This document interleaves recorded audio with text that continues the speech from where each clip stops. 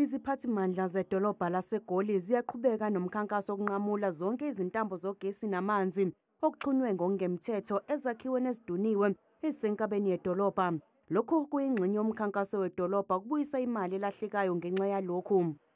In this operation today, we basically disconnected about 4 buildings.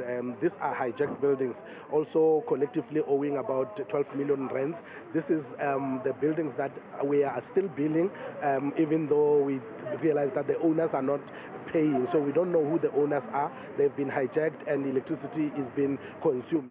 Inkampani ehlinzeka ngamanzi eGoli Joburg Water ithi ukuxhunywa kwamapayipi ngokungemthetho kufaka ingcindezi kungqalasizinda. For those customers and residents that are paying for their water, they are then affected by water interruptions and no water at times because you find such buildings who've connected illegally on the city's water network.